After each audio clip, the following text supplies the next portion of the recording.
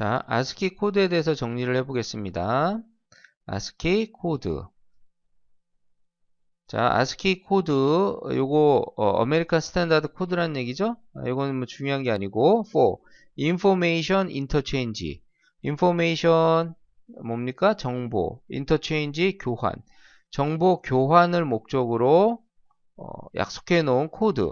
그걸 ASCII 코드라고 하는데, 누구랑 누구랑 정보를 교환하는 거예요? 사람이랑 컴퓨터랑 정보 교환을 목적으로 만든 코드예요. 자, 여러분들이 컴퓨터를 구입을 하면 컴퓨터 안에 뭐가 있습니까?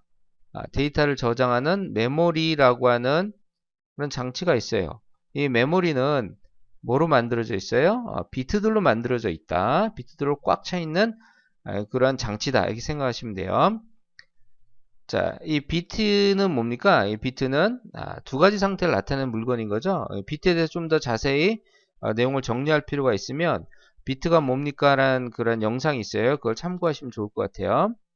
자, 이렇게 두 가지 상태를 나타내는 비트로 꽉 차 있는 게 메모리인데 이 메모리에다가 내가 A라고 하는 문자를 저장하고 싶어요. 그럼 키보드로 A를 이렇게 치면 되겠죠?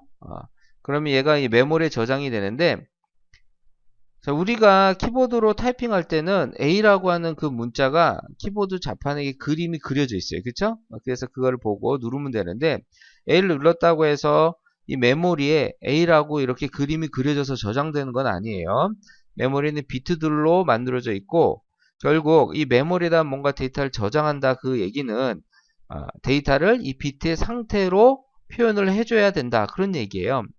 자, 따라서 우리가 A라고 하는 이 문자를 이 비트들 중에서 메모리를 꽉 채우고 있는 비트들 중에서 몇 개의 비트 가지고 어떤 비트의 상태로 표현할 것인지 자, 이거를 약속을 해놔야 돼요. 이게 만약에 약속이 되어 있지 않다면 키보드를 만드는 회사가 전 세계 하나만 있는 것도 아니고 굉장히 많은 회사가 있을 텐데 그 회사들마다 서로 다르게 A라고 하는 문자를 쳤을 때 서로 다르게 다른 개수의 비트 가지고 다른 상태로 표현하도록 그렇게 키보드를 만들어 버리면 굉장히 큰 혼란이 있겠죠. 장치들 간의 호환성을 유지할 수가 없습니다. 자, 그래서 그걸 약속해 놓은 게 바로 ASCII 코드다 이렇게 생각하시면 돼요. 자, 그러면 어떻게 약속을 정했냐 그걸 잠깐 우리가 살펴보도록 합시다. 대문자 A는 자, 어떻게 약속을 정했냐면은 비트를 몇 개? 8개 비트를 어떤 상태로? 비트의 상태는 0과 1로 이렇게 표현을 하면 01, 00, 0001 이런 상태로 저장이 되도록 약속을 했습니다.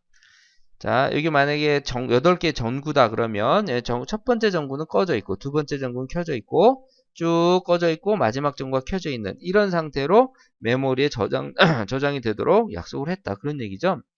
자, 이거를 만약에 이진수라고 생각을 하고 이걸 10진수로 바꾸면 자, 10진수로 바꾸면 어떻게 됩니까? 여기가 2의 0승 자리가 되죠? 1승, 2승, 3승, 4승, 5승, 6승 자리니까 여기가 2의 6승 자리예요. 2의 6승은 64, 2의 0승은 1이니까 10진수로 바꾸면 65예요. 자, 이러한 8개 비트의 상태를 10진수로 바꿨을 때 이걸 2진수라고 생각해서 10진수로 바꿨을 때 이 값을 우리가 보통 ASCII 코드 값이라고 합니다. ASCII 코드 값. 자, 그래서 대문자 A의 ASCII 코드 값은 얼마다? 65다. 자, 그 대문자 B도 자, ASCII 코드 값이 있겠죠?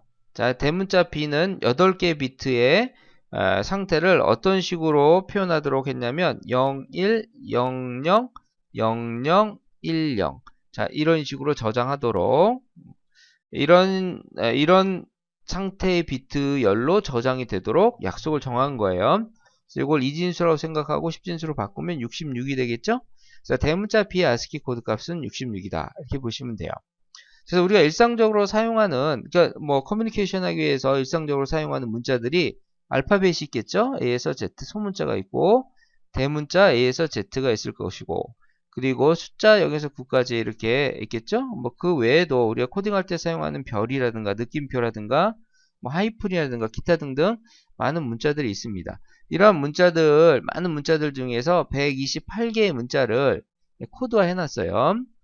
자, 근데 어떻게 코드를 이렇게 약속을 정해놨냐면 대문자 A의 ASCII 코드 값은 65, B는 하나 큰 66, C는 그러면 얼마? 하나 큰 67이 되도록 그렇게 코드를 정해놓은 거죠. 물론 서로 다른 비트열로 비트의 그런 상태로 전부 다 약속을 정해놓은 거예요. 같으면 안 되는 거예요. 그럼 구분이 안 될 테니까. 자, 이렇게 해서 쭉 정해져 있다. 그러면 대문자 Z는 이 ASCII 코드 값이 얼마일까요? 이 알파벳이 26개니까 65에다가 25를 더하면 되겠네요. 그러면 자, 6, 7, 8, 90. 그래서 대문자 Z의 ASCII 코드 값은 90이다. 이렇게 되겠네요. 그렇죠? 자, 이게 순서대로 알파벳 순서대로 ASCII 코드 값이 하나씩 증가하도록 그렇게 약속을 정했습니다. 근데 여러분 소문자 A는 어떻게 될 것 같아요? 소문자 A. 자, 소문자 A는 어떻게 비트열을 정의를 해놨냐면 0, 1, 1, 0, 0, 0, 0, 1 이렇게 약속을 정해놨어요. 이걸 10진수로 바꾸면 97이거든요. 이 대문자의 가장 큰 ASCII 코드 값이 90인데 그거보다 커요. 소문자 B는 어떻게 됐을 것 같아요? 쭉 가가지고 98이 되도록 이렇게 정해놨겠죠? 그렇죠? 자, 그래서 소문자도 알파벳 순서에 따라서 ASCII 코드 값이 하나씩 크게끔 97부터 시작해서 하나씩 크게끔 그렇게 정의를 해놨어요. 자, 그러면 우리가 이런 ASCII 코드 값을 일일이 다 외워야 되느냐? 그렇지 않아요. 필요하면은 ASCII 코드표를 보고서 우리 확인을 하면 되는 거니까. 단지 이런 ASCII 코드 값이 갖는 특징이 있어요. 그 특징을 특징 정도만 우리가 알아두면은 그 특징을 활용을 해서 문자들을 다루는 그러한 프로그램에 유용하게 쓸 수가 있어요. 그래서 그 특징만 잠깐 정리를 하고 넘어갑시다. 자, 대문자의 ASCII 코드 값이 65부터 시작해서 하나씩 커져요. 소문자 ASCII 코드 값은 97부터 시작해서 하나씩 커져요. 그러니까 모든 대문자의 ASCII 코드 값보다 소문자의 ASCII 코드 값이 무조건 커요. 그죠? 네, 97부터 시작하니까. 자, 그러한 특징이 하나가 있고 소문자 ASCII 코드 값이 대문자 ASCII 코드 값보다 크다. 자, 두 번째 특징은 뭐냐면 대문자 A ASCII 코드 값이 65예요. 근데 소문자 A ASCII 코드 값이 97이거든요. 이 ASCII 코드 값의 차가 얼마인가 봅시다. 97에서 65를 빼면은 32가 나와요. 그렇죠?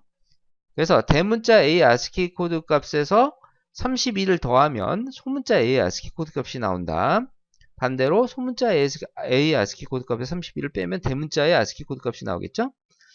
자, 그리고 대문자 B가 ASCII 코드 값이 66인데 98에서 66을 빼면 역시 32가 됩니다.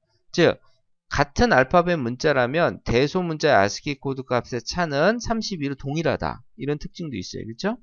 이 정도 특징을 여러분들이 기억을 해놓으면 문자 데이터를 처리할 때 뭐 대문자를 소문자로 바꾼다든지 또 뭐 그 대문자인지 소문자인지 확인을 한다든지 뭐 이러한 용도로 이러한 ASCII 코드 값의 특징을 활용할 수가 있을 겁니다.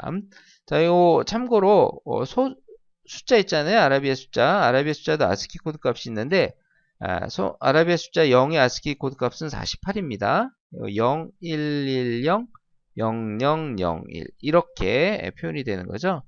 자, 그러면 아라비아 숫자 1은 얼마일까요? 49. 그렇죠? 하나씩 커져. 2는 50 이런 식으로 쭉 커진다. 이런 특징도 있습니다. 숫자의 ASCII 코드 값. 자, 그래서 ASCII 코드 값이 뭔지와 그리고 그 ASCII 코드 값이 갖는 특징에 대해서 간단히 정리를 해봤습니다.